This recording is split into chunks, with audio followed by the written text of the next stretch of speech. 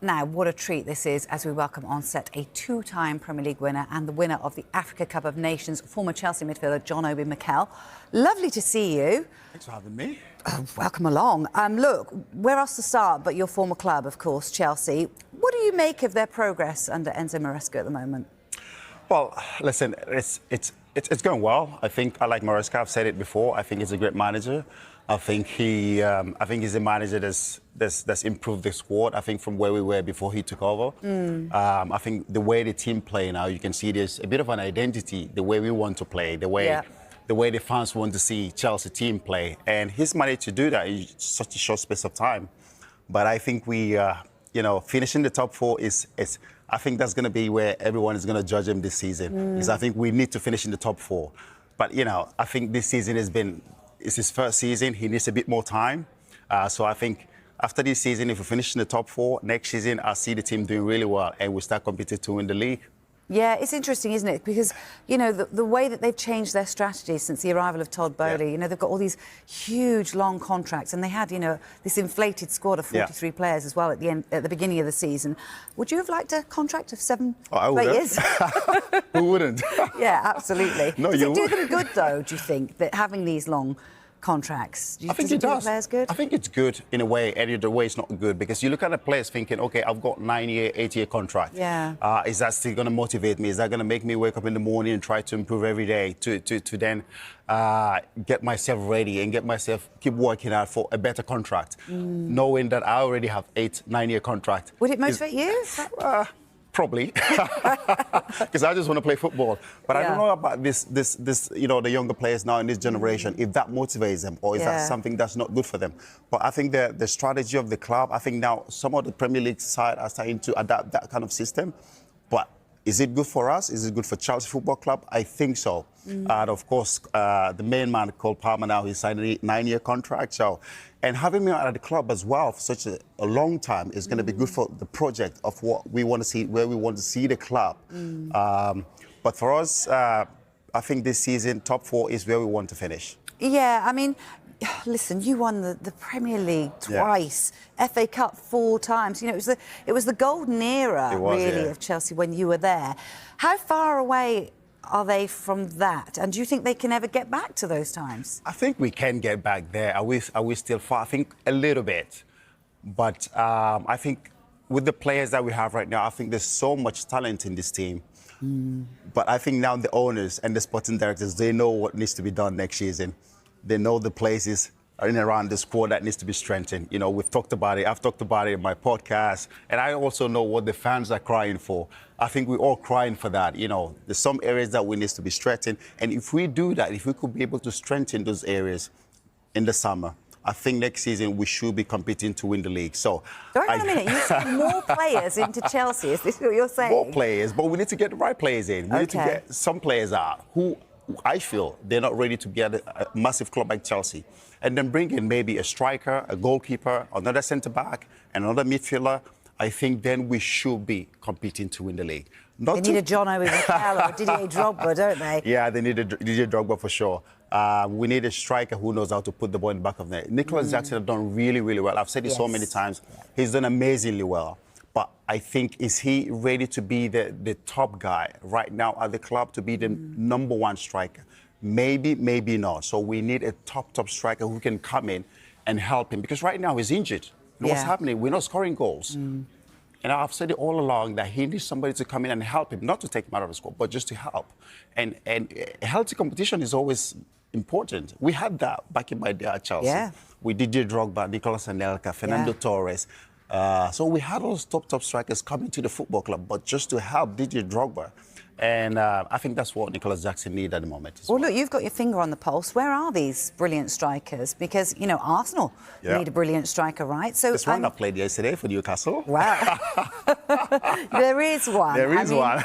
He is amazing. But I think right now, Newcastle are going to grip hold of him. Oh, yeah. They're gonna... I mean, would you say he's the best in Europe at the moment, Alex? I think right now in England, yes, he is. Yeah. Okay.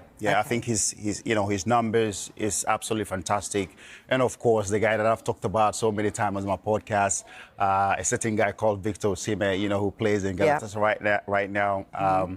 We almost sort of got the deal done last summer. But almost isn't quite getting the deal done, is it? Yeah. But the club showed the right. The club wanted the player. The player wanted to come as well. So I know exactly where we stopped. Okay. If we have to pick it up again in the summer, it's just pretty easy to get it done because the player really wants to come to the football club. So if you're talking about strikers to come in and help Chelsea Football Club, you have to talk about Isak and you have to talk about Victor Osimhen. So for me, these are the top 2 strikers. If we could be able to get one of these guys, they will definitely help out next season in terms of being able to compete to win the Premier League. Yeah, I mean, you're talking about Isak. I mean, yesterday it was a spectacular day for Newcastle. I mean, how important is it for clubs like that, you know, to get that? I mean, that's the first domestic trophy for some 70 years. Oh, yeah. What did you make of it? That's a long time. Is it 1955 was the last time? I think so, something like that. That's a long I can't time. do the maths, but I think you're right, 1955. Yeah. It's such a huge football club. I mean, people keep forgetting Newcastle is a massive football club. Yeah, and for them to have not won a domestic trophy for such a long time, it's absolutely crazy. But to see this team do it, I mean, the group of what Eddie has been able to do there, you know, he's been able to get this group of players. They look like they're going to run through the wall for him, you know, through the brick wall for him. I watched the game yesterday, Joel Linton, the way he played. I've not seen him play so well in such a long time. Bruno Guimaraes as well. Yeah. And I talked about it, that game, whoever dominated the midfield was going to win the game. Yes, and that's exactly what happened. Battle, wasn't it? And Liverpool, they were second to everything, you know, second balls, everything. They were second to everything all throughout the game yesterday. And it was also surprising to see how quiet Mo Salah was all throughout the game. He didn't get a kick. He didn't have any attempt on goal. No. That's unlike him. But, yeah, it's a massive, massive disappointment for Liverpool.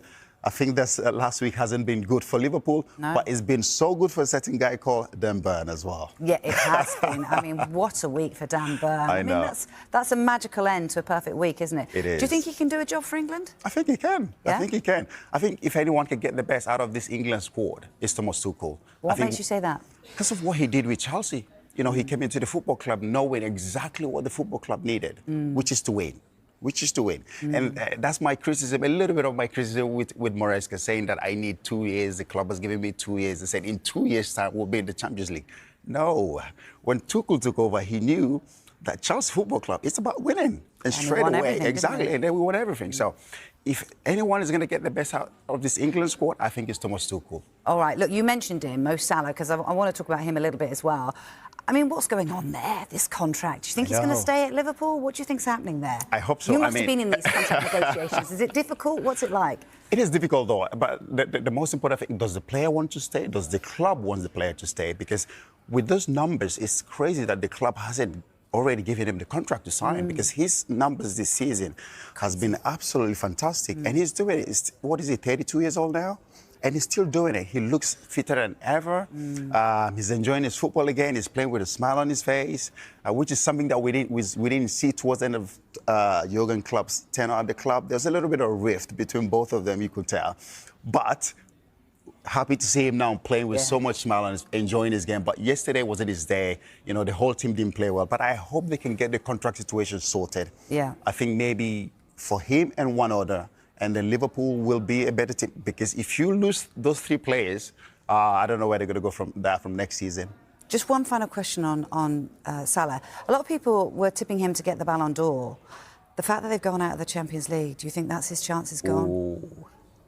I hope he can still do it. I hope he can still do it because with those numbers, it's hard to not put him in the conversation. I think he'll still be in the conversation, but yes, you're right. Coming out of the Champions League and then not winning yesterday as well, I think that might just taken some of his chances away. But I still think with those numbers, he should still be in the conversation. Okay, look, you mentioned it, your podcast. Yeah. Tell me more. What is it? I think it's got a great name. Have you seen it? I haven't seen it. I haven't. I'm going to confess.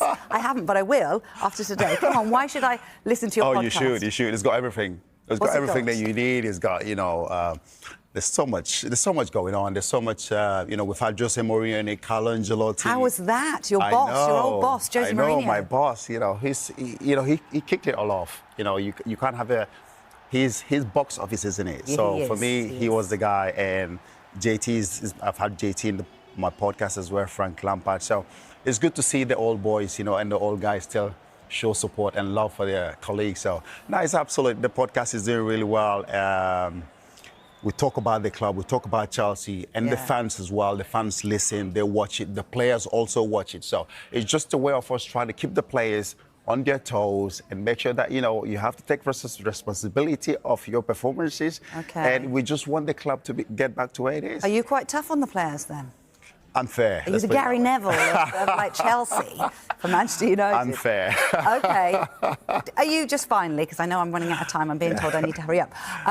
But are you going to get into coaching one day? Because you seem to have a very good knowledge of the game. I hate getting sacked. That's the problem. Oh, is that what you wouldn't cope with? That's why, exactly. You do get quite a good payoff sometimes when you get exactly. No, that's true. Thinking about it the other way around, you do get it's not a really bad, good payoff. So, no, I haven't thought about it, but that's something that's been playing in my head for the past few months now. I've been thinking about it. Yeah. You done your badges? No. I've had the guys, I've spoken to the guys at UEFA. They've said, you know, come down, see what we do, and if it's something you want to pursue, then we can help you get it. So I might think about it, but definitely don't like getting sacked, no. And it would be in England, right? You wouldn't I hope go so, anywhere? yeah. I hope so. Oh, John Obi Mikel, it's been lovely to talk to you, as always. Thank you so much for having me. Again soon, Thank yes? you. Thank you so much.